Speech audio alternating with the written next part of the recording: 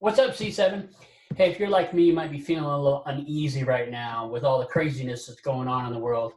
So much panic, people fighting over toilet paper at Costco, a lot of uneasiness, and just people being scared because they don't know what's going on and what's going to happen next. I was even worried this morning when I went to Starbucks. Did the person wash their hands? And then I realized that uneasy and panic and anxiety, apprehension, those are all just fancy words for fear.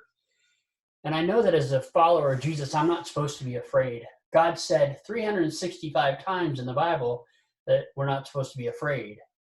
Then I got to thinking about it. Why would God say something so much? Probably because he knew I'd be afraid. He probably knew we'd all be afraid at some time in our life.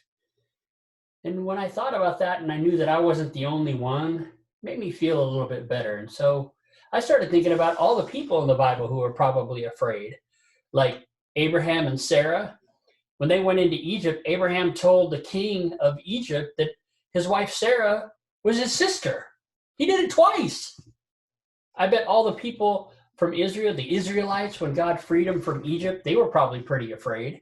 They had to wander around the desert for 40 years, probably thought they were going to die out there. Then there's David, the guy after God's own heart. He was terrified all the time. There was hordes of people trying to kill him.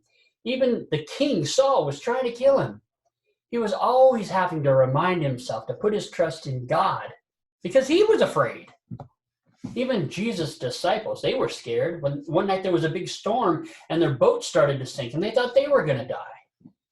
But God is pretty cool because he stepped in the middle of all of that with all of them.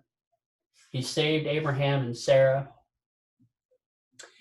He blessed them in spite of their sinfulness and lies.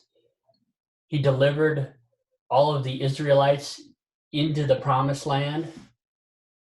And David, he's only the most celebrated victor in all of the Old Testament. He kills giants and he gets to be the king of Israel for 40 years. And Jesus, he stepped out and he calmed the storm and the seas were quiet. And, I think sometimes when the storms come in our lives, it's so that we can see how little and powerless we really are. And we can take notice of how enormous and powerful God is. Isaiah 41:10 says, "Don't panic. I'm with you. There is no need to fear, for I am your God.